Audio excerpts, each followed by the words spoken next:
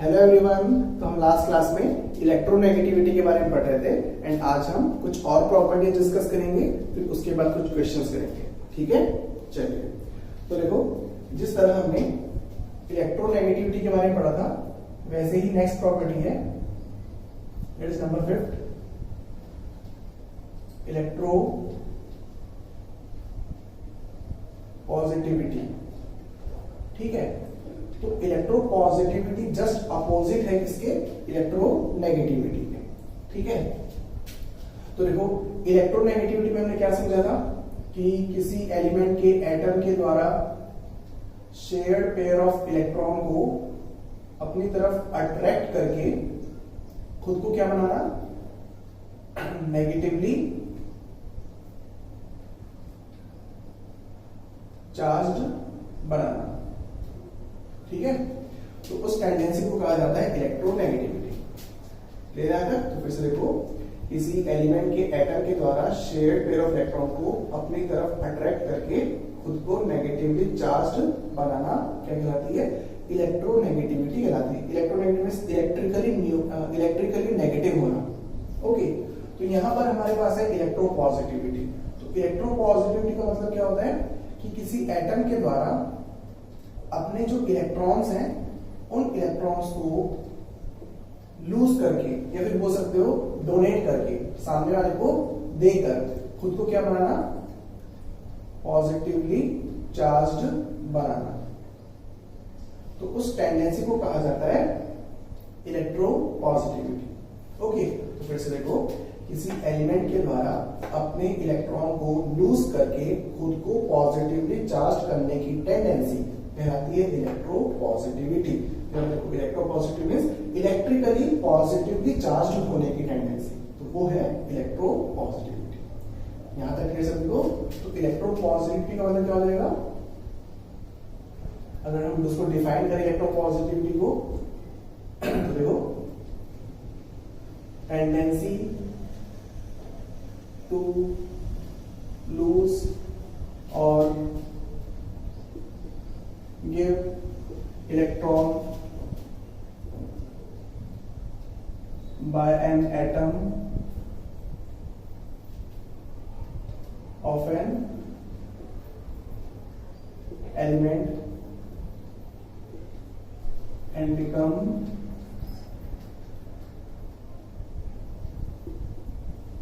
positively charged is known as electropositivity. Okay, ये है simple सी definition किसकी? इलेक्ट्रोपॉजिटिविटी की। ठीक है, एंड इलेक्ट्रोपॉजिटिविटी को हम शॉर्ट में E.P से रिप्रेजेंट करते हैं। क्लियर है सर? तो इलेक्ट्रोपॉजिटिविटी जस्ट इनवर्सली प्रोपोर्शनल होगी इलेक्ट्रोनेगेटिविटी की। ठीक है, तो अगर हमें इलेक्ट्रोनेगेटिविटी का ट्रेंड आता है अलोंग द पीरियड और ग्रुप में, तो हम इलेक्ट्रोपॉजिटिविटी का भी ट्रेंड बता सकते हैं। मींस इलेक्ट्रोपॉजिटिविटी का इंक्रीजिंग ऑर्डर होगा कि डिक्रीजिंग ऑर्डर होगा किसी ग्रुप या फिर पीरियड में। क्लियर है सर? चलिए, तो इतना नोट करो, फिर हम डिस्कस करते हैं variation of electropositivity in a group and in a period. ठीक है, चलिए नोट कर लो इसको, इतना नोट कर लिए। चलिए, तो अब देखो, variation of electropositivity in a group and in a period क्या होगा, इसको देखते हैं।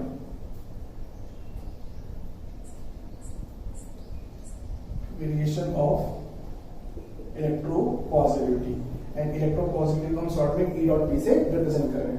ठीक है, तो अगर हम ग्रुप में बात करें कि ग्रुप के एलिमेंट्स की इलेक्ट्रोपॉजिटिविटी का ऑर्डर क्या होना चाहिए, तो देखो, ग्रुप में अगर हम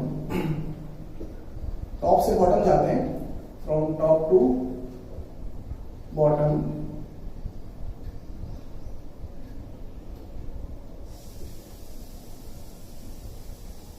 इलेक्ट्रोनेगेटिविटी क्या होती थी, डिक्रीज होती थी। तो ऑब्वियस सी बात है इलेक्ट्रोपॉजिटिविटी क्या होगी, इंक्रीज होगी। तो from top to bottom electropositivity increases. ठीक है, फिर अगर हम पीरियड की बात करें, इन अ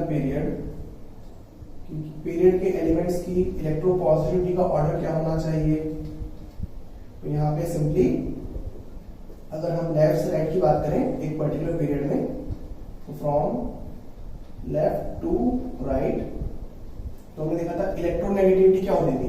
तो लेफ्ट से राइट जाने पर पीरियड में इलेक्ट्रोनेगेटिविटी इंक्रीज होती थी। तो ऑब्वियस सी बात है इलेक्ट्रोपॉजिटिविटी क्या होगी, डिक्रीज होगी। तो किसी पर्टिकुलर पीरियड में लेफ्ट से राइट मूव करने पर एलिमेंट्स की इलेक्ट्रोपॉजिटिविटी डिक्रीज होती है। ठीक है, from left to right electropositivity of the element decreases. यहां तक क्लियर सभी को, चलिए तो इसको भी नोट कर लो। तो ये ज्यादा कॉम्प्लिकेटेड नहीं है इलेक्ट्रोपॉजिटिविटी, सिंपल सा कॉन्सेप्ट है, just opposite to electronegativity. Okay, and कहीं कोई एक्सेप्शन नहीं है। बस वो जो हमारे इनर्ट एलिमेंट्स हैं, उन इनर्ट एलिमेंट्स की ना तो इलेक्ट्रोपॉजिटिविटी होती है ना तो इलेक्ट्रोनेगेटिविटी होती है। ठीक है, चलिए तो ये थी इलेक्ट्रोपॉजिटिविटी। ओके, अब कुछ और प्रॉपर्टी डिस्कस कर लेते हैं, जैसे कि number 6 metallic character, metallic character और नेचर। ओके, तो ये आप लोगों को पता ही होगा कि मेटालिक नेचर मीन्स मेटल की तरह बिहेव करने की टेंडेंसी। अब मेटल की तरह बिहेव करने की टेंडेंसी मीन्स मेटल में क्या होते हैं, फ्री इलेक्ट्रॉन्स होते हैं। ठीक है, और फ्री इलेक्ट्रॉन्स होते हैं, इसका मतलब वो इलेक्ट्रॉन्स आसानी से एटम से बाहर निकल सकते हैं। ठीक है, अब अगर किसी एटम से इलेक्ट्रॉन आसानी से बाहर निकल रहा है, इट मीन्स वो क्या बन रहा है, पॉजिटिवली चार्ज बन रहा है। ठीक है, तो इट मीन्स हम बोल सकते हैं कि जिस एलिमेंट के पास जितनी अच्छी इलेक्ट्रोपॉजिटिविटी होगी उतनी ही उसकी उतना ही उसका हाई मेटालिक कैरेक्टर होगा। ओके, तो हम कह सकते हैं कि जो मेटालिक कैरेक्टर है, मेटालिक कैरेक्टर वो किसके प्रोपोर्शनल होगा, इलेक्ट्रो पॉजिटिविटी के। यहां तक सर देखो, तो फिर से समझो कि कोई भी मेटल है, उन मेटल्स में क्या पाए जाते हैं, फ्री इलेक्ट्रॉन्स पाए जाते हैं, मींस लूजली बॉन्डेड इलेक्ट्रॉन्स पाए जाते हैं, जिनके फ्लो की वजह से मेटल में करंट फ्लो हो पाता है। क्लियर है यहाँ पे? तो मेटल के मींस मेटल के एटम के आउटर मोस्ट शेल में जो इलेक्ट्रॉन्स होते हैं, वो इलेक्ट्रॉन्स जितनी आसानी से फ्लो हो पाएंगे, जितनी आसानी से लूज हो पाएंगे, उस पर्टिकुलर एलिमेंट का मेटालिक कैरेक्टर उतना ही ज्यादा होगा। ठीक है, अब अगर कोई मेटल या फिर कोई एलिमेंट इलेक्ट्रॉन लूज करता है तो वो क्या बन जाएगा, पॉजिटिवली चार्ज्ड बन जाएगा। तो हम ऐसा भी कह सकते हैं कि जिस एलिमेंट के पास जितनी अच्छी टेंडेंसी होगी पॉजिटिवली चार्ज आयन में कन्वर्ट होने की, उस पर्टिकुलर एलिमेंट की मेटालिक कैरेक्टर उतनी ही हाई होगी। ओके, तो हम डायरेक्टली बोल सकते हैं metallic character is proportional to electropositivity. Clear है आकर? अब अगर हम इलेक्ट्रोनेगेटिविटी से रिलेट करें मेटालिक कैरेक्टर को, तो इनवर्सली प्रोपोर्शनल हो जाएगा। It is metallic character is inversely proportional to electronegativity. Okay, तो ये बन जाएगा हमारे पास फंडा, जिससे हम ट्रेंड बता सकते हैं मेटालिक नेचर का। ठीक है, ग्रुप में और पीरियड में। तो देखो, variation of metallic nature in a period and in a group. तो हम अगर ग्रुप की बात करें, इन अ ग्रुप, तो किसी ग्रुप के एलिमेंट्स के मेटालिक नेचर का ऑर्डर क्या होगा, तो जो ऑर्डर इलेक्ट्रोपॉजिटिविटी का होता है वही ऑर्डर मेटालिक नेचर का भी होगा। ठीक है, तो अभी मैंने डिस्कस किया था कि टॉप से बॉटम जाने पर, from top to bottom in a group, electropositivity increases. So metallic nature increases. ठीक है, तो टॉप से बॉटम जाने पर किसी ग्रुप में मेटालिक नेचर इंक्रीज होता है। क्लियर आता है? चलिए, फिर अगर हम बात करें पीरियड में, इन पीरियड, इस पीरियड के एलिमेंट्स की बात करें हम, तो फ्रॉम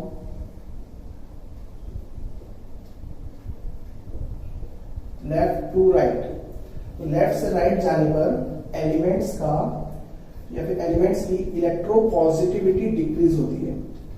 इलेक्ट्रोपॉजिटिविटी डिक्रीज होती है। ठीक है, तो मेटालिक नेचर क्या होगा? मेटालिक नेचर भी डिक्रीज होगा, क्योंकि इलेक्ट्रोपॉजिटिविटी और मेटालिक नेचर दोनों एक दूसरे के डायरेक्टली प्रोपोर्शनल है। तो लेफ्ट राइट मूव करने पर मेटालिक नेचर डिक्रीज होगा। क्लियर है आता? चलिए, तो कितना नोट कर लो फिर।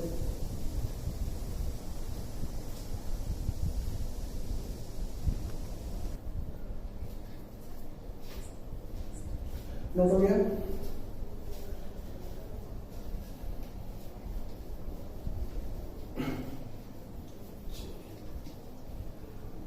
तो सारे नोट्स प्रॉपरली तैयार कर रखना आप लोग।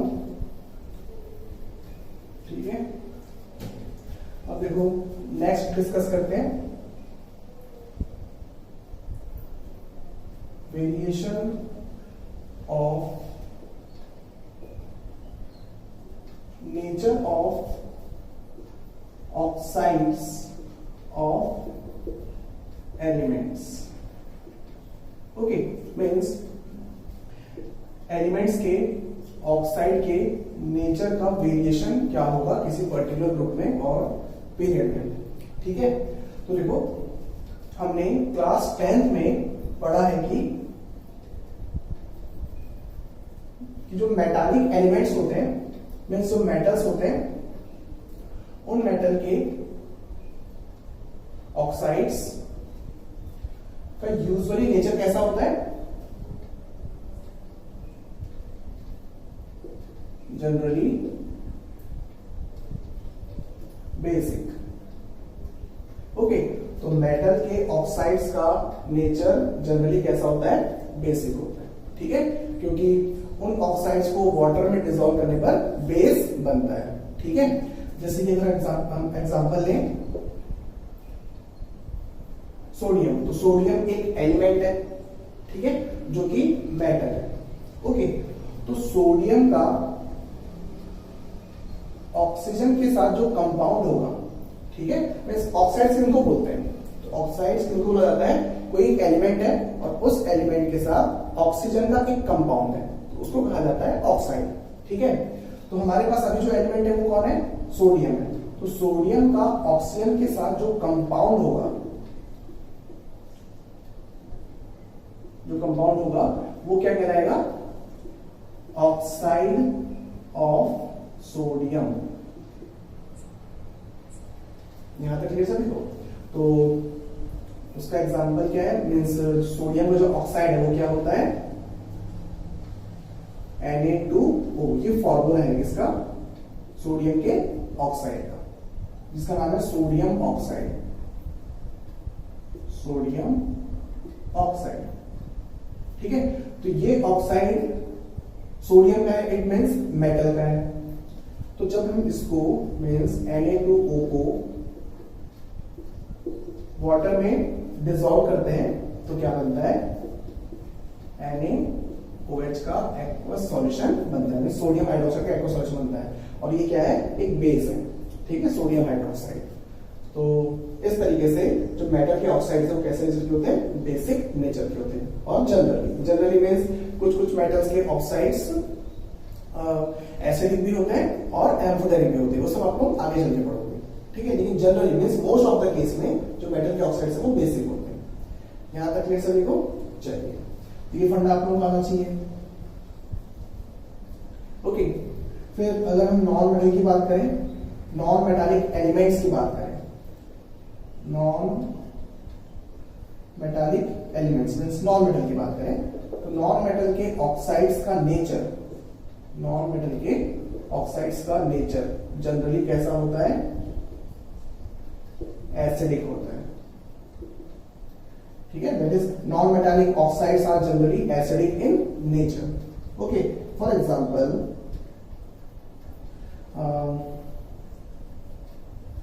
CO2, ठीक है, तो ये CO2 कार्बन का ऑक्साइड है, ठीक है, और कार्बन क्या है? एक नॉन मेटल है, तो ये एक नॉन मेटालिक ऑक्साइड हो गया। फिर non metallic oxide acidic nature के होते हैं। इट मींस क्या है कि उन ऑक्साइड को जब वाटर में डिसॉल्व किया जाता है तो एसिड फॉर्म होती है, ठीक है, जैसे कि कार्बन डाइऑक्साइड को वाटर में डिसॉल्व करते हैं तो जो एसिड बनती है वो बनती है H2CO3, दैट इज इसका नाम है कार्बोनिक एसिड। तो ये एसिड का नाम क्या है? Carbonic acid. हमने क्लास 10 में पढ़ा है। क्लियर है सभी को?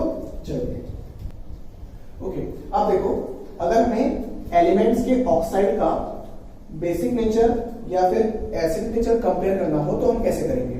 मींस अगर हमें डिफरेंट एलिमेंट्स के ऑक्साइड्स का बेसिक नेचर कंपेयर करना हो तो कैसे करेंगे, और हमें डिफरेंट एलिमेंट्स के ऑक्साइड्स का एसिडिक नेचर कंपेयर करना हो तो कैसे करेंगे? ओके, तो उसका फंडा देखो।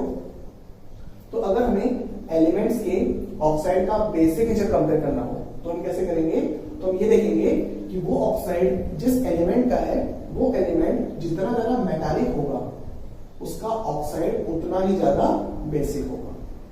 यहां तक क्लियर? तो हम कह सकते हैं, यहां देखो,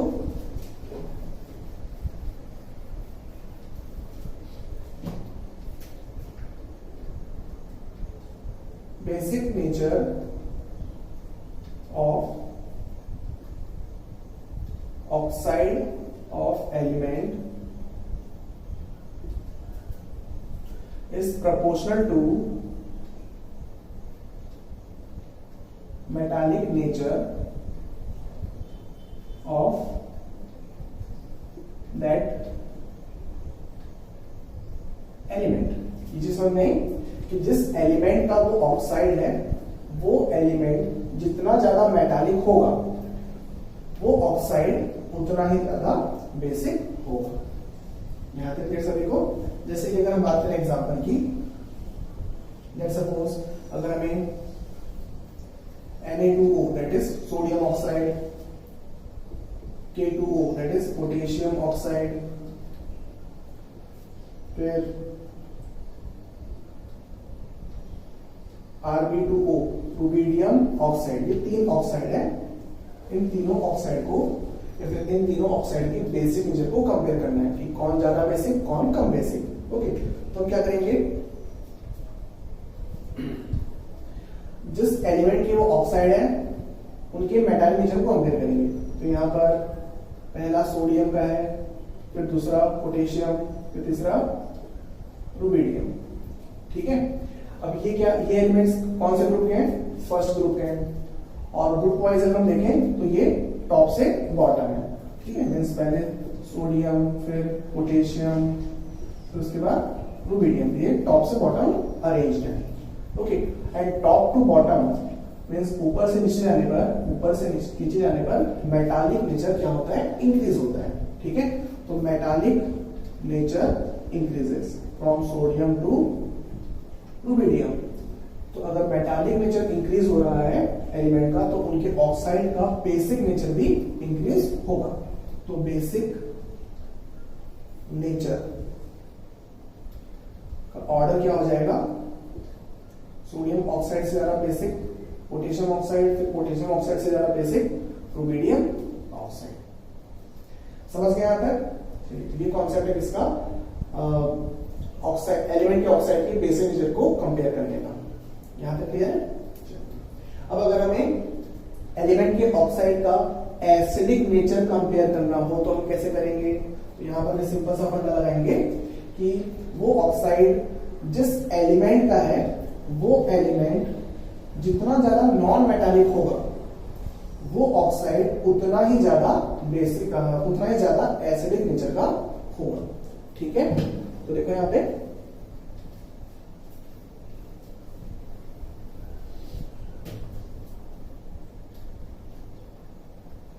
हम किसकी बात कर रहे हैं? एसिडिक नेचर की बात कर रहे हैं। Acidic nature of oxide is proportional to, या फिर कंप्लीट करते हैं उसको, acidic nature of oxide of element is proportional to non metallic nature of that element. जिस एलिमेंट के ऑक्साइड की बात हो रही है उस एलिमेंट के नॉन मेटालिक नेचर के प्रोपोर्शन होगा ऑक्साइड का एसिडिक नेचर। यहां तक क्लियर सभी को? तो इतना नोट करो फिर, ठीक है? फटाफट नोट करो इसको, फिर और देखते हैं।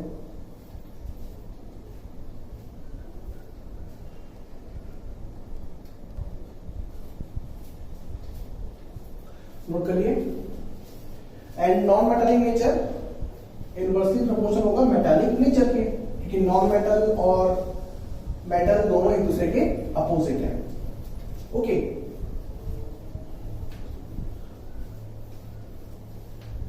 तो देखो यहां पे non metallic nature is inversely proportional to metallic nature, just opposite है एक दूसरे के। क्लियर?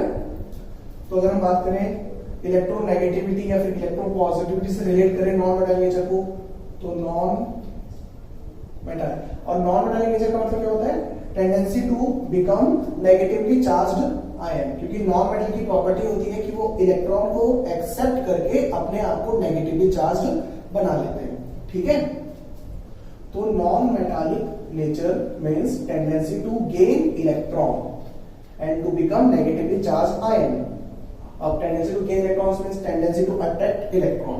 अब tendency to attract electron it means electronegativity. तो हम कह सकते हैं कि नॉन मेटालिक नेचर प्रोपोर्शन होगा इलेक्ट्रोनेगेटिविटी के। यहां तक क्लियर? चलिए, ये सब भी आप लोगों को क्लियर होना चाहिए। ओके, तो ये हुआ कॉन्सेप्ट किसका? नेचर ऑफ ऑक्साइड का और उनके वेरिएशन का। यहां तक क्लियर? तो अगर हम जैसे कि अगर हम ट्रेंड बताना हो, variation of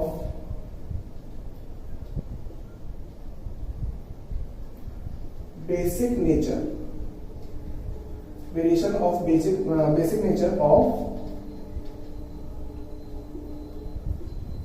oxide of element, means element के ऑक्साइड के बेसिक नेचर का वेरिएशन बताना हो तो क्या होगा किसी ग्रुप में और किसी पीरियड में। ठीक है? तो फर्स्ट अगर हम बात करेंगे ना ग्रुप, तो ग्रुप के एलिमेंट्स में, फिर ग्रुप के एलिमेंट्स के अगर हम टॉप से बॉटम ऑर्डर की बात करें तो from top to bottom means ऊपर से नीचे आने पर मेटालिक नेचर इंक्रीज होता है, एलिमेंट का मेटालिक नेचर इंक्रीज होता है। ठीक है?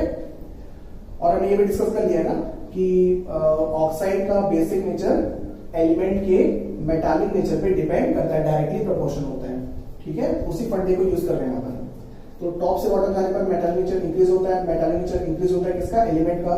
तो ऑब्वियस सी बात है एलिमेंट के ऑक्साइड का बेसिक नेचर भी इंक्रीज होगा। तो basic nature of oxide, basic nature of oxide increases from top to bottom in a group. यहां तक क्लियर? फिर अगर हम पीरियड की बात करें, इन अ पीरियड, ओके, तो देखो पीरियड के एलिमेंट्स में अगर हम लेफ्ट से राइट मूव करें, from left to right, left से राइट मूव करने पर मेटालिक नेचर डिक्रीज होता है। मेटालिक नेचर डिक्रीज होगा तो ऑब्वियस सी बात है बेसिक नेचर भी डिक्रीज होगा, ऑक्साइड का बेसिक नेचर भी डिक्रीज होगा। यहां तक क्लियर सभी को? चलिए, तो ये हो गया बेसिक नेचर, ऑक्साइड की बेसिक नेचर का ट्रेंड।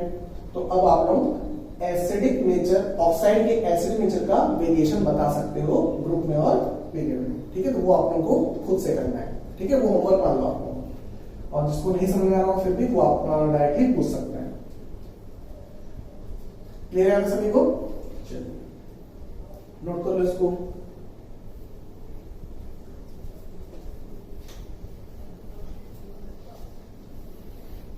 एंड मैंने आप लोगों को पहले ही बताया था कि डी ब्लॉक से रिलेटेड जो भी क्वेश्चंस होंगे, डी ब्लॉक के एलिमेंट से रिलेटेड जो भी क्वेश्चंस होंगे इस चैप्टर में, उनको फिलहाल आप लोगों को नहीं करना है, वो सब हम क्लास 12 में डिटेल में करेंगे।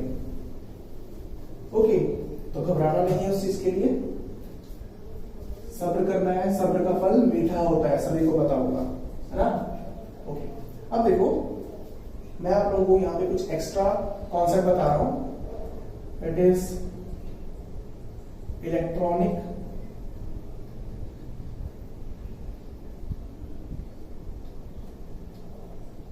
configuration of first series of D block element। Okay, तो यहाँ पे डी ब्लॉक एलिमेंट की जो फर्स्ट सीरीज है, मीन्स हमने पीरियोडिक टेबल में देखा है कि डी ब्लॉक के एलिमेंट्स कहां से स्टार्ट होते हैं, तो वो होते हैं एटॉमिक नंबर 21 से।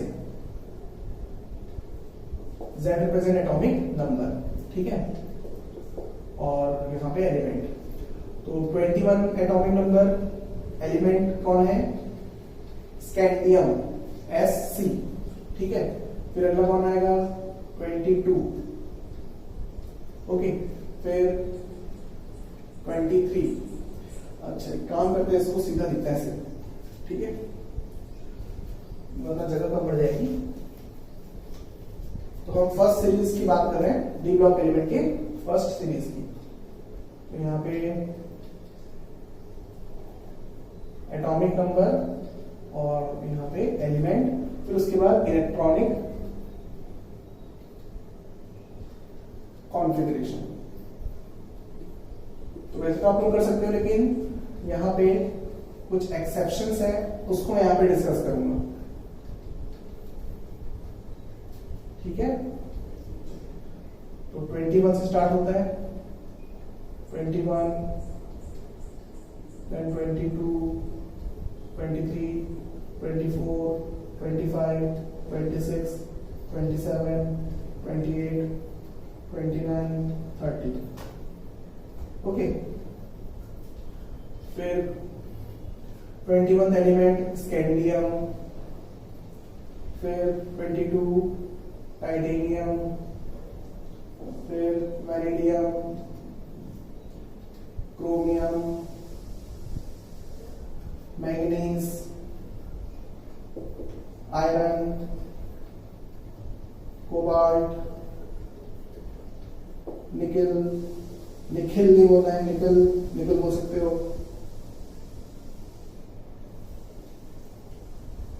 कॉपर, जिंक, ठीक है। Scandium, titanium, vanadium, chromium, manganese, manganese है ना, मैंगनीज, आयरन, कोबाल्ट, निकल, कॉपर, जिंक, ये हो गए एलिमेंट्स डी ब्लॉक एलिमेंट के फर्स्ट सीरीज के, ठीक है। फिर अब देखो इलेक्ट्रॉनिक कॉन्फ़िगरेशन। तो अगर हम इलेक्ट्रॉनिक कॉन्फ़िगरेशन की बात करें, तो लेट्स सपोज हम स्कैंडियम की इलेक्ट्रॉनिक कॉन्फ़िगरेशन करना चाहते हैं, तो उसके लिए हमें पैटर्न पता होना चाहिए। तो फर्स्ट S, फिर Sp, फिर Sp, फिर SdP, फिर SdP, आगे बढ़ता जाता है, ओके। तो फिर हम आगे नहीं लिख रहे हैं, जितनी रिक्वायरमेंट है उतनी लिख रहे हैं। फिर यहाँ 1 2 3 4, फिर 2 3 4, फिर 3, ये हमने सबसेट से रिप्रेजेंट कर लिए। फिर 21 इलेक्ट्रॉन फिलअप करना है इन ऑर्बिटल्स में। तो सबसे पहले यहाँ पर 2, फिर यहाँ पर 2, फिर यहाँ पर 6, फिर यहाँ पर 2, यहाँ पर 6, कितने हो गए 18 हो गए। फिर यहाँ पर 2 आएगा, कितने हो गए 20 हो गए। तो 4s2 तक हो गए 20 इलेक्ट्रॉन्स। अब देखो 21st electron means 21th electron, तो 21st इलेक्ट्रॉन कहां पे आएगा 3D में आएगा। तो 3D में 3D1 हो जाएगा कॉन्फ़िगरेशन। यहां तक क्लियर सभी को? चलिए अब देखो अगर हम यहां से यहां तक की कॉन्फ़िगरेशन देखें 1s2 2s2 2p6 3s2 3p6 तो कितने इलेक्ट्रॉन्स हुए? यहाँ पर 18 इलेक्ट्रॉन्स हुए। 18 इलेक्ट्रॉन्स हुए मींस एटॉमिक नंबर के पॉइंट ऑफ व्यू से बात करें तो 18 इलेक्ट्रॉन्स के रिस्पेक्ट में एटॉमिक नंबर कितना होगा? 18 होगा। और 18 एटॉमिक नंबर किसका होता है? तो हीलियम का 2, फिर नियॉन का 10, फिर आर्गन का 18। तो ये इलेक्ट्रॉनिक कॉन्फ़िगरेशन किसकी है? आर्गन की है। तो हम इतना पोर्शन लिख सकते हैं AR। तो ये हो जाएगा AR। ओके, फिर उसके साइड में क्या बच गई? 3d1 4s2। तो यूजुअली जो कम प्रिंसिपल क्वांटम नंबर वाले सबशेल्स होते हैं उनको पहले लिखते हैं और ज्यादा प्रिंसिपल क्वांटम नंबर वाले को बाद में लिखते हैं। तो पहले हम थर्ड शेल की कॉन्फ़िगरेशन लिखेंगे, फिर फोर्थ को लिखेंगे। ठीक है, तो लिखते वक्त हम लोअर प्रिंसिपल क्वांटम नंबर को पहले लिखते हैं, फिर हायर प्रिंसिपल क्वांटम नंबर को लिखते हैं। ठीक है, तो पहले हम 3d1 लिखेंगे, फिर यहाँ पर 3d1 लिखते वक्त की बात हो रही है यहाँ पे।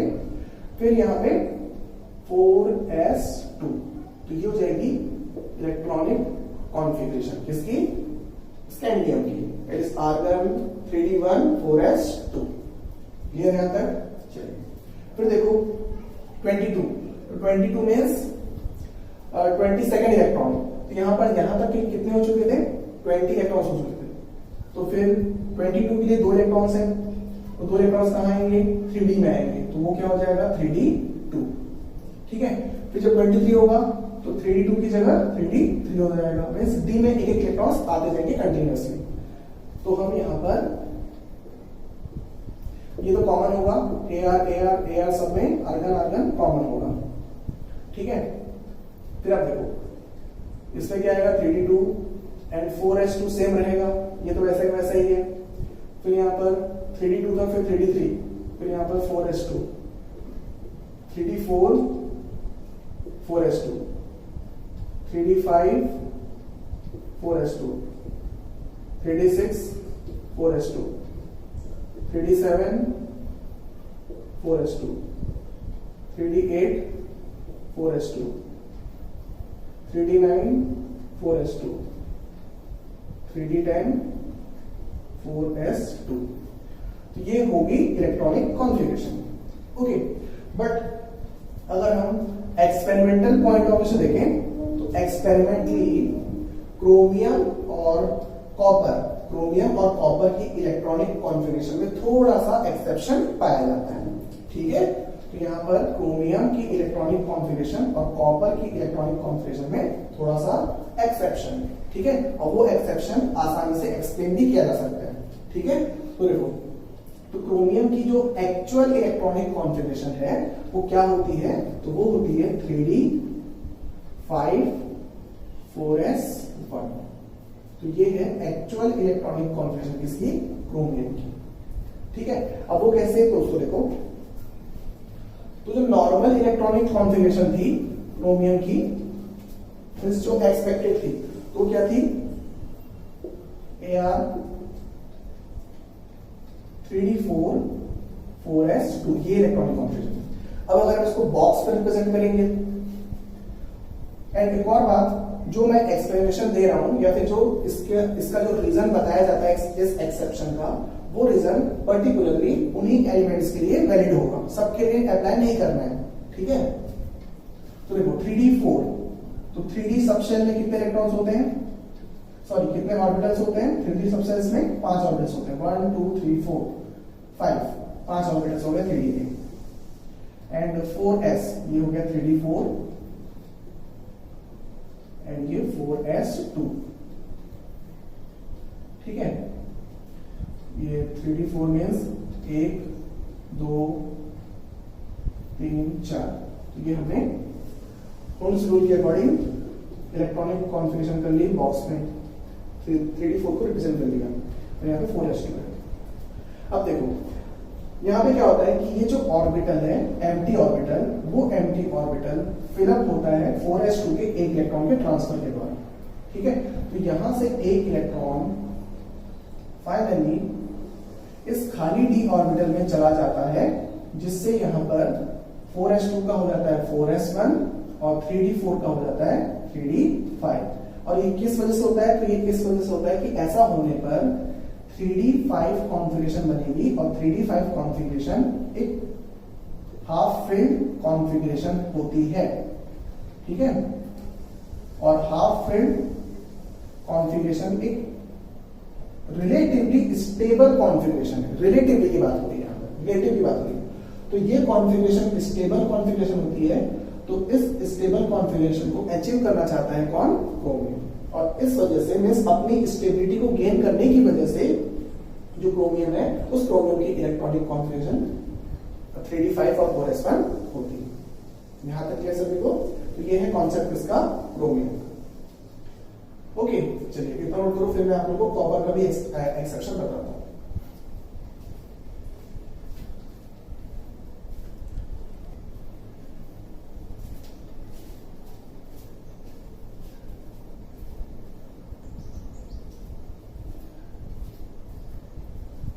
नोट कर लिए? चलिए, तो ये था रीजन इसका क्रोमियम के exceptional electronic configuration. And similarly हम कॉपर के एक्सेप्शनल इलेक्ट्रॉनिक कॉन्फ़िगरेशन को भी एक्सटेंड करते हैं।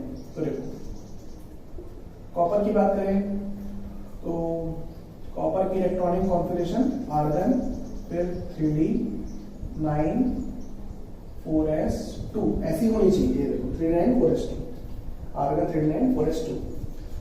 तो ये एक्सपेक्टेड है, बट एक्सपेरिमेंटली देखा जाता है कि कॉपर की इलेक्ट्रॉनिक कॉन्फ़िगरेशन होती है आर्गन, फिर 3d10 4s1, ठीक है। तो यहां पर 3d10 4s1 होगी इलेक्ट्रॉनिक कॉन्फ़िगरेशन कॉपर। तो ये है एक्चुअल इलेक्ट्रॉनिक कॉन्फ़िगरेशन। ओके, तो यहां हमने सेम फंडा अप्लाई हुआ है कि 3d9 में 4s2 के एक इलेक्ट्रॉन ट्रांसफर हुए, जिससे 3d9 बन गया 3d10, 4s2 बन गया 4s1, ठीक है। अगर हम 3d की बात करें, 3d9 की बात करें, तो देखो यहां पे 9 इलेक्ट्रॉन कॉन्फ़िगर करना है। तो 1 2 3 4 5 6 7 8 9, ये हुए 9 इलेक्ट्रॉन कॉन्फ़िगर 3d में, ठीक है। एंड 4s2, तो 4s2 का 2 इलेक्ट्रॉन एक बॉक्स में, बस एक ऑर्बिटल, ठीक है। अब देखो इस कॉन्फ़िगरेशन में ये एक ऑर्बिटल है जिसमें एक इलेक्ट्रॉन है, बाकी तो 2-2 इलेक्ट्रॉन रखे हैं, तो उनकी कैपेसिटी तो हो चुकी है फुल। इस ऑर्बिटल की कैपेसिटी भी फुल नहीं हुई है, इस ऑर्बिटल में एक इलेक्ट्रॉन और आ सकता है। तो वो इलेक्ट्रॉन कहां से आता है, 4s से आता है। तो 4s का 2 इलेक्ट्रॉन में से एक इलेक्ट्रॉन इधर ट्रांसफर होता है, जिससे जो 3d की कॉन्फ़िगरेशन है वो हो जाती है 3d10, और वो 3d10 कॉन्फ़िगरेशन होती है फुल फिल्ड कॉन्फ़िगरेशन। तो ये है फुल फिल्ड कॉन्फ़िगरेशन, ठीक है।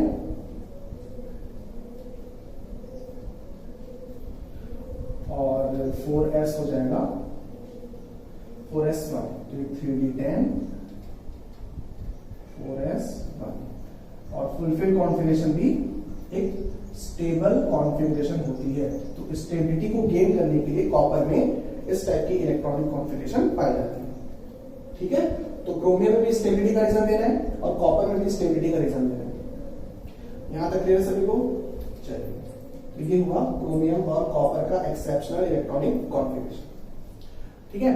एंड अब जो डी ब्लॉक एलिमेंट से रिलेटेड जो और एक्स्ट्रा क्वेश्चंस होंगे उनको आप लोगों को फिलहाल सॉल्व नहीं करना है। क्लियर है? अंदर तो नोट करो, फिर हम क्वेश्चंस वगैरह सॉल्व करते हैं, ठीक है। तो हमारा ये चैप्टर ऑलमोस्ट कंप्लीट हो चुका है। एंड इस चैप्टर में आप लोगों को कुछ डिफरेंट टाइप के क्वेश्चंस मिल सकते हैं, डिफरेंट टॉपिक के क्वेश्चंस मिल सकते हैं। तो उन टॉपिक्स के क्वेश्चंस को फिलहाल नहीं करना है और टेंशन भी नहीं लेनी है, वो सब हम आगे जाके डिस्कस करेंगे, ठीक है, क्योंकि वो आगे के टॉपिक्स से रिलेटेड होते हैं। क्लियर है अंदर? तो जब तक हमें आगे के चैप्टर्स के कॉन्सेप्ट नहीं समझ में आएंगे या फिर हमने नहीं पढ़े होंगे तो वो हम इस चैप्टर में कैसे समझ सकते हैं। क्लियर है अंदर? तो इतना नोट करो, फिर क्वेश्चंस वगैरह करते हैं। ओके,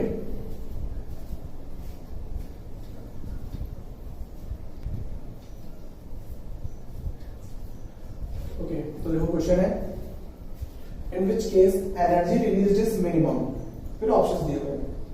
तो यहाँ पे देखो हमें पता है कि कुछ प्रोसेस है ऑप्शंस में, तो उनमें से कौन सा प्रोसेस है जिस प्रोसेस में एनर्जी रिलीज मिनिमम होगी, मींस मिनिमम एनर्जी रिलीज होगी। अब इसका मतलब क्या है? तो इसका मतलब ये है कि इन प्रोसेस को ऑब्जर्व करो।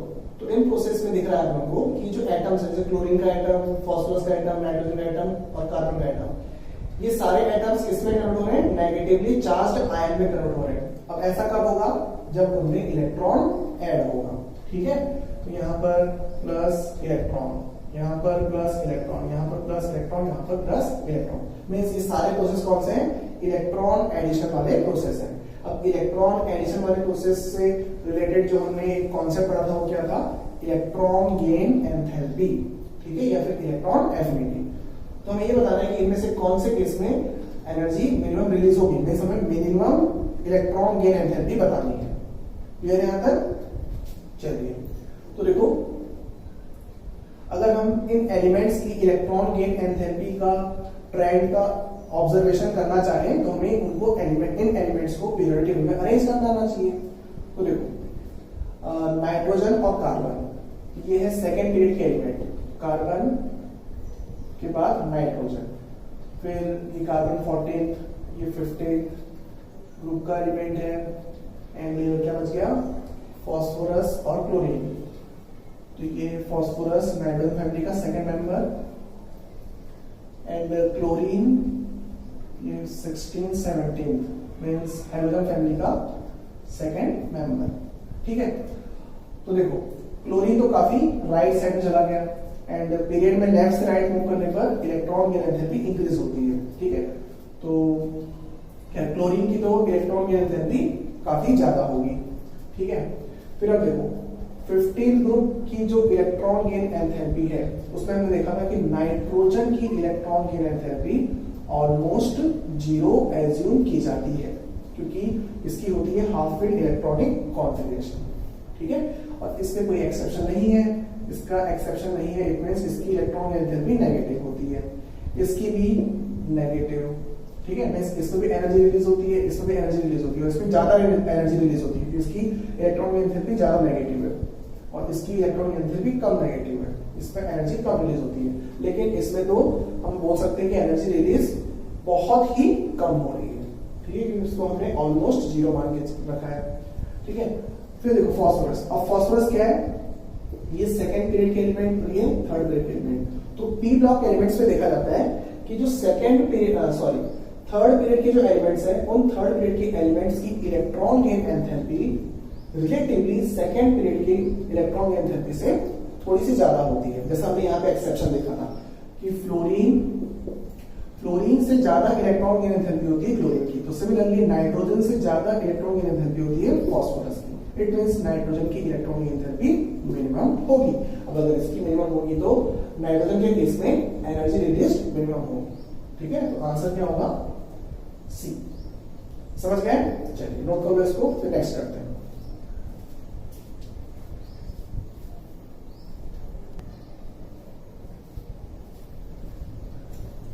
अब इस क्वेश्चन में देखो, correct order of E dot N means electronegativity. Options दिए हुए हैं, ऑप्शंस में एलिमेंट्स हैं nitrogen, phosphorus, carbon and silicon. तो इन चार एलिमेंट्स की इलेक्ट्रोनेगेटिविटी का ऑर्डर बताना है। ओके, हम कैसे बताएंगे? पहले हम इन एलिमेंट्स को अरेंज कर लेंगे ग्रुप वाइज और पीरियड वाइज। तो देखो नाइट्रोजन और कार्बन सेकेंड पीरियड के एलिमेंट, इसमें कार्बन फर्स्ट पहले आता है, फिर नाइट्रोजन आता है। कार्बन 14 ग्रुप का एलिमेंट और नाइट्रोजन 15th ग्रुप का एलिमेंट। फिर फास्फोरस और सिलिकॉन, तो सिलिकॉन कार्बन के नीचे और फास्फोरस नाइट्रोजन के नीचे। ठीक है, यहां तक अरेंज हो गई है। अब देखो कार्बन और नाइट्रोजन सेकंड पीरियड के एलिमेंट्स हैं, तो इनकी इलेक्ट्रोनेगेटिविटी ज्यादा होगी, जिसमें नाइट्रोजन की ज्यादा होगी, नाइट्रोजन राइट साइड में। ठीक है, और इलेक्ट्रोनेगेटिविटी में कोई एक्सेप्शन नहीं होता, तो कार्बन से ज्यादा इलेक्ट्रोनेगेटिविटी नाइट्रोजन की। ठीक है, नाइट्रोजन की मैक्सिमम हो गई, फिर कार्बन, फिर अब सिलिकॉन और फास्फोरस। सिलिकॉन और फास्फोरस में फिर phosphorus right side, silicon left side, तो लेफ्ट से राइट इलेक्ट्रोनेगेटिविटी इंक्रीजेस। तो ये तो सबसे कम किसकी होगी, सिलिकॉन की, फिर उसके बाद फास्फोरस, उसके बाद फिर कार्बन के नाइट्रोजन। तो ये चेक करो, एक्चुअली नाइट्रोजन इसमें मतलब ऑर्डर चेंज करना पड़ेगा, ऐसा करना पड़ेगा, नाइट्रोजन फिर कार्बन, मींस ये इंक्रीजिंग ऑर्डर है, तो यहाँ पे हम डिक्रीजिंग ऑर्डर लिख रहे हैं। तो नाइट्रोजन कार्बन फिर फास्फोरस, उसके बाद फिर सिलिकॉन, ये ऑर्डर होगा। ठीक है, तो कौन सा लिख रहा है, ये लास्ट ऑप्शन, ये मैच करना है। समझ गए? तो इस तरीके से क्वेश्चन को सॉल्व करना होता है। ओके, चलिए नोट करो, इसको फिनिश करते हैं।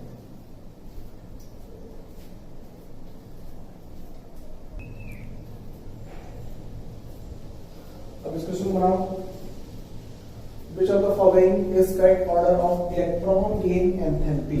मींस इलेक्ट्रॉन एफिनिटी की बात हो रही है यहाँ पे, इलेक्ट्रॉन को गेन करने की टेंडेंसी। फिर हमें एलिमेंट्स ऑप्शंस में एलिमेंट्स का इंक्रीजिंग ऑर्डर दिया हुआ है, एलिमेंट्स की इलेक्ट्रॉन गेन एंथैल्पी का इंक्रीजिंग ऑर्डर दिया हुआ है। तो हमें कौन से एलिमेंट दिए हुए हर ऑप्शन में, fluorine, chlorine, oxygen and sulphur. तो इन एलिमेंट्स को हम अरेंज कर देते हैं पीरियड और ग्रुप में।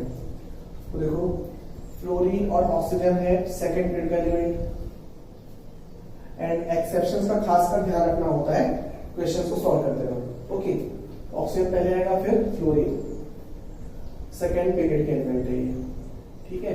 फिर ऑक्सीजन के बाद सल्फर, फिर फ्लोरीन के बाद क्लोरीन। यहां तक क्लियर? चलिए अब देखो, फ्लोरीन और क्लोरीन राइट साइड में है, ठीक है। हम इलेक्ट्रॉन गेन एंथैल्पी की बात करें, ध्यान रखना इस चीज का।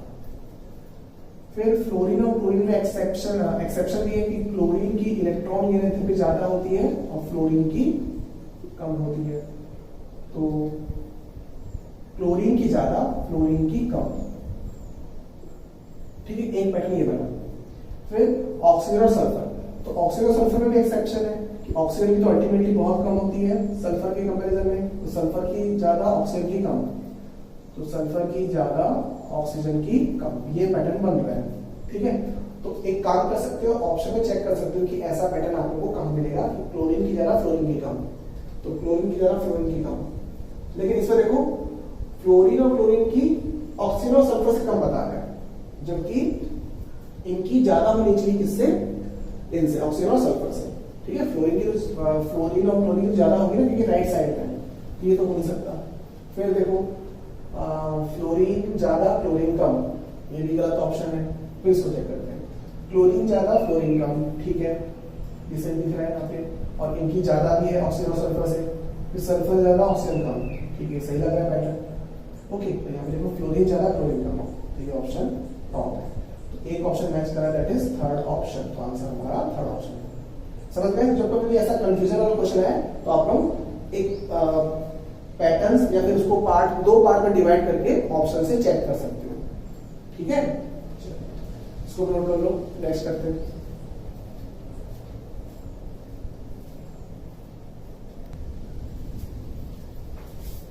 अब इस क्वेश्चन को देखो, which of the following is most basic oxide. फिर ऑप्शंस गिवन है, तो यहां पर क्वेश्चन आया है ऑक्साइड के बेसिक नेचर को बताने का, ठीक है। तो हमें बताना है डायरेक्टली मोस्ट बेसिक कौन सा होगा इनमें से। तो हमने डिस्कस किया है कि बेसिक ऑक्साइड के लिए हम क्या चेक करेंगे, एलिमेंट का मेटालिक नेचर,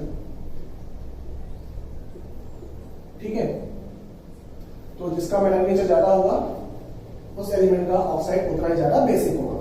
तो हम क्या करेंगे, इन एलिमेंट्स को सेलेनियम, एल्यूमिनियम, एंटीमनी और बिस्मथ, इनको अरेंज कर देते हैं पीरियोडिक टेबल में। तो देखो, सेलेनियम ऑक्सीजन फैमिली का है, तो ऑक्सीजन, सल्फर, सेलेनियम, ठीक है।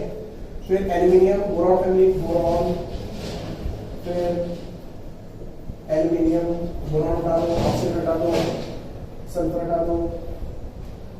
फिर एंटीमनी और बिस्मथ, ये है नाइट्रोजन फैमिली के, boron, carbon, nitrogen, nitrogen, phosphorus, फिर एक सेकंड रुक जाओ, OS, ठीक है, nitrogen, phosphorus, arsenic, antimony and bismuth, ये अरेंज हो गया, ठीक है। चलिए, ये second, third, fourth, fifth, sixth, okay. अब देखो मेटालिक नेचर का ट्रेंड क्या होता है? तो मेटालिक नेचर लेफ्ट से राइट मूव करने पर डिक्रीज होता है, मींस इस तरफ वाले एलिमेंट्स कम मेटालिक होंगे, ठीक है। जैसे कि ऑक्सीजन और सल्फर तो क्या आते हैं? नॉन मेटल्स हैं, ठीक है, और सेलेनियम भी ऑलमोस्ट नॉन मेटल ही होता है, तो ये सारे तो क्या है? नॉन मेटल्स हैं। यहां तक क्लियर? फिर उसके बाद एल्यूमिनियम मेटल है, एंटीमनी सेमी मेटल है और बिस्मथ मेटल है, ठीक है। फिर हम अगर ट्रेंड की बात करें तो टॉप से बॉटम जाने पर मेटालिक नेचर इंक्रीज होता है, तो अल्टीमेटली बिस्मथ काफी बॉटम में, तो काफी बॉटम में होने की वजह से बिस्मथ का मेटालिक नेचर मैक्सिमम होगा। अब अगर बिस्मथ का मेटालिक नेचर मैक्सिमम होगा तो उसके ऑक्साइड का बेसिक नेचर भी मैक्सिमम होगा, तो बिस्मथ का oxide maximum means most basic होगा, तो आंसर क्या होगा? बिस्मथ का oxide, that means last option. Okay, तो ये क्वेश्चन था AIPFT 2006 का, तो उसको हमें इस तरीके से सॉल्व करना है, तो उसके लिए हमें लॉजिक्स वगैरह आने चाहिए, ठीक है, और हमें एलिमेंट्स को अरेंज करना आना चाहिए पीरियोडिक टेबल में, और उसके लिए हमें पीरियोडिक टेबल को बनाना आना चाहिए, ठीक है। चलिए तो नोट करो, इसको फिर नेक्स्ट करते हैं। ओके,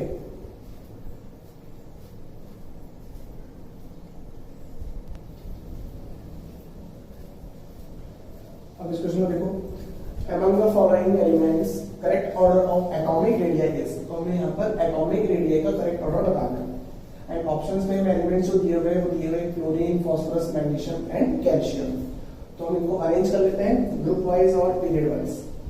तो मैग्नीशियम और कैल्शियम तो सेकंड ग्रुप के एलिमेंट है, सेकंड ग्रुप बेरिलियम,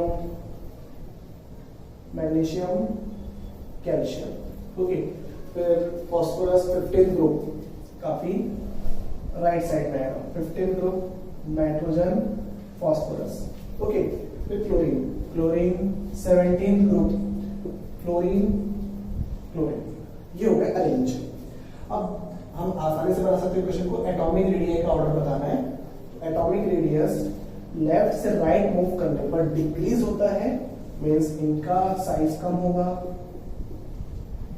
ये देखो, और टॉप टू बॉटम इंक्रीज होता है, ठीक है। तो ये तो बन रहा है बिल्कुल, क्लोरीन सबसे छोटा और कैल्शियम सबसे बड़ा, तो chlorine minimum, calcium maximum, chlorine minimum, calcium maximum, एक ही ऑप्शन दिया हुआ है क्लोरीन मिनिमम, तो ऑप्शन ए। तो ये तो आसान क्वेश्चन था, ठीक है, और ये भी PMD का ही क्वेश्चन है, ठीक है। चलिए इसको फिर नेक्स्ट करते हैं।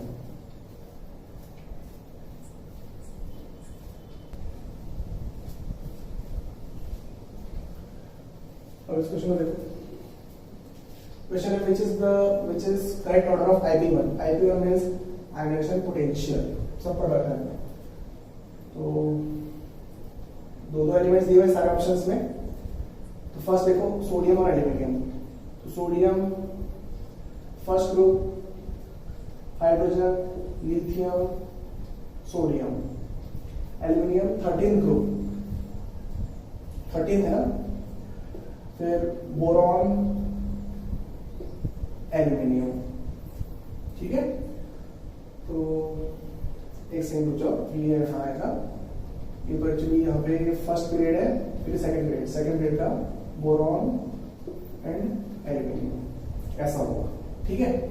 अब यहाँ बोल रहे सोडियम जा रहा है, एल्यूमिनियम कम, जबकि लेफ्ट से राइट मूव करने पर आयोनाइजेशन एनर्जी इंक्रीज होती है, ठीक है। तो फर्स्ट ग्रुप से ज्यादा आयोनाइजेशन एनर्जी होगी 13 ग्रुप के एलिमेंट की सेम पीरियड के लिए, एल्यूमिनियम की ज्यादा होगी, सोडियम की कम होगी, तो यहाँ पर सोडियम की ज्यादा, एल्यूमिनियम की कम, मींस रॉन्ग ऑप्शन, हमें करेक्ट बता रहे हैं, चलो ये मैच नहीं किया। फिर मैग्नीशियम, एल्यूमिनियम, अब मैग्नीशियम है सेकंड ग्रुप का, तो बेरिलियम, एक सेकंड फिर कोई गड़बड़ी हो रही है, बेरिलियम, मैग्नीशियम, एल्यूमिनियम। अब देखो मैग्नीशियम है 3s2 कॉन्फ़िगरेशन वाला, और एल्यूमिनियम है 3s2 3p1, तो यहाँ पे इलेक्ट्रॉन यहाँ से निकालना है, यहाँ पे इलेक्ट्रॉन यहाँ से निकालना है, तो ये इजी होगा, ये डिफिकल्ट होगा। अब ये डिफिकल्ट होगा, इट मींस यहाँ पे एक्सेप्शन होता है सेकंड और 13th ग्रुप में, तो सेकंड ग्रुप के एलिमेंट की आयोनाइजेशन एनर्जी 13th ग्रुप से ज्यादा होती है फॉर द सेम पीरियड, तो मैग्नीशियम की ज्यादा होगी, एल्यूमिनियम की कम होगी, मैग्नीशियम की ज्यादा, एल्यूमिनियम की कम, दैट मीन्स करेक्ट ऑप्शन। ठीक है, बाकी फिर आप लोग गैलियम और कैल्शियम, तो गैलियम की ज्यादा कैल्शियम की कम, beryllium magnesium calcium boron aluminium gallium. तो यहाँ पर गैलियम की ज्यादा दी हुई है, कैल्शियम की कम, जबकि इसकी ज्यादा होनी चाहिए, इसकी कम होनी चाहिए। फिर मैग्नीशियम बेरिलियम, तो मैग्नीशियम और यहाँ पर बेरिलियम, तो मैग्नीशियम की कम होगी, बेरिलियम की ज्यादा होगी। Top to bottom IP decreases, तो इसकी कम इसकी ज्यादा होनी चाहिए। तो यहाँ पर इसकी ज्यादा इसकी कम दी हुई है, ये भी रॉन्ग है, वो भी रॉन्ग, एक ऑप्शन करेक्ट। ओके, चलिए नोट कर लो इसको भी।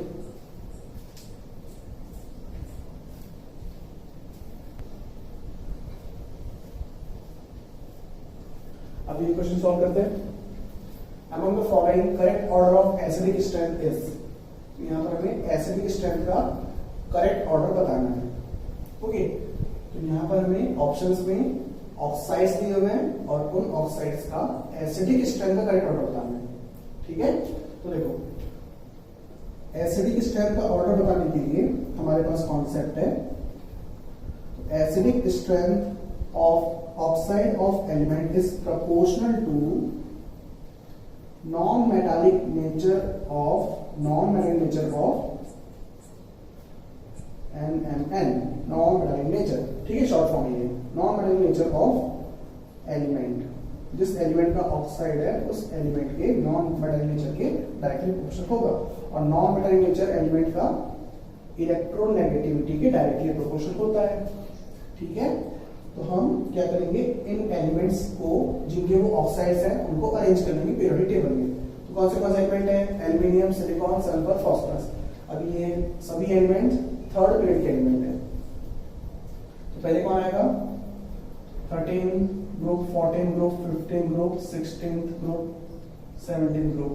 13 ग्रुप का एलिमेंट एल्यूमिनियम, ठीक है, बोरॉन, एल्यूमिनियम। फिर सिलिकॉन, कार्बन, सिलिकॉन। फिर नाइट्रोजन का फास्फोरस, नाइट्रोजन, फास्फोरस। फिर 17 का नहीं दिया, हटा उसको, सल्फर, ऑक्सीजन, सल्फर। मीन्स चारों थर्ड पीरियड के एलिमेंट है, मीन्स सेम पीरियड के एलिमेंट है। अब सेम पीरियड के एलिमेंट है तो along the period from left to right electronegativity increases, तो इलेक्ट्रोनेगेटिविटी इंक्रीजेस। ठीक है, अब अगर इलेक्ट्रोनेगेटिविटी इंक्रीज हो रही है तो नॉन मेटालिक नेचर एलिमेंट का नॉन मेटालिक नेचर इंक्रीज होगा। अब अगर नॉन मेटालिक नेचर इंक्रीज होगा एलिमेंट का, तो उनके ऑक्साइड की एसिडिक स्ट्रेंथ भी इंक्रीज होगी। तो देख लो, एल्यूमिनियम पहले कहां दिया हुआ है,